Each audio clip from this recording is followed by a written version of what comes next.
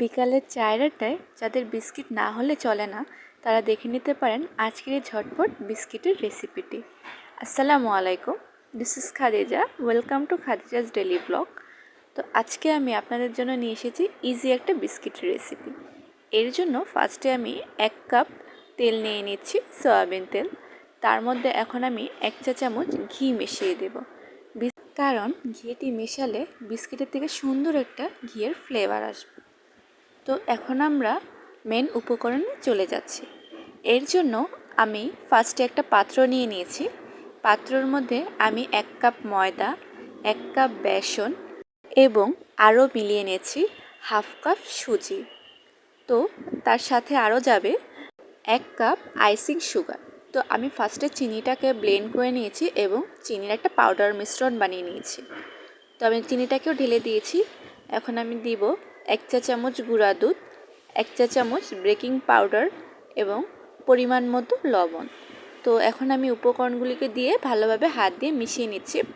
এর মধ্যে আমি এখন দিয়ে দিচ্ছি আমার তেল এবং ঘিয়ের মিশ্রণটি। তো এখন ভালো সুন্দরভাবে আমি একটা ডো বানিয়ে নেব। তো এর মধ্যে কোনো পানি ব্যবহার করা যাবে না, তাহলে বিস্কুটটি হবে না।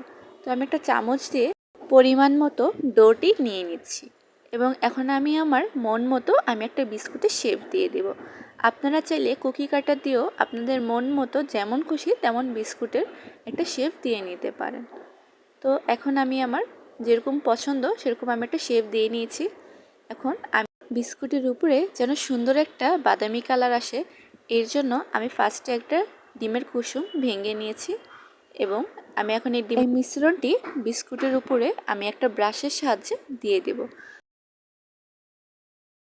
আপনারা চাইলে এখানে লিকুইড দুধ বা বাটারও ইউজ করতে পারেন, কিন্তু আমার মনে হয় ডিমের কুসুমটা দিলে আরও বেশি সুন্দর একটা কালার আসে।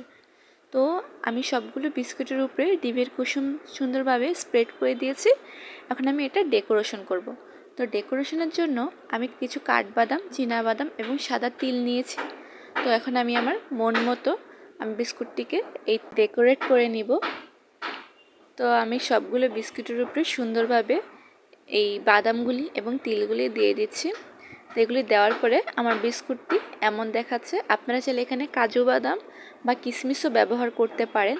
তো এখন আমি একটি পাত্র নিয়ে নিচ্ছি। এর মধ্যে আজকে আমি বিস্কুটটি চুলায় বেক করব। তো তার জন্য আমি ফার্স্টে একটু তেল মেখে নিয়েছিলাম, তারপরে আমি বাটার পেপার দিয়ে দিয়েছি। আপনারা চাইলে কাগজও ইউজ করতে পারেন। তো আমি একটা পাতিলা নিয়েছি, তার মধ্যে আমি একটা স্ট্যান্ডও দিয়ে দিয়েছি। তো চুলাটাকে আমি আগের থেকে 5 থেকে 6 মিনিট প্রি হিট করে নিয়েছিলাম। তো এখন আমি বিস্কুটটিকে দিয়ে দিচ্ছি আধা ঘন্টার জন্য মিডিয়াম হিটে।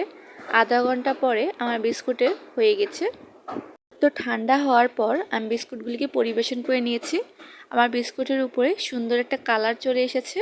তো এখন আমার বিস্কুটগুলিকে আমি ভেঙে দেখাবো আমার বিস্কুটটা কালার কেমন হয়েছে, এবং আমার বিস্কুটটি ভালোই মচমচাও হয়েছে, আপনারা দেখতে পাচ্ছেন।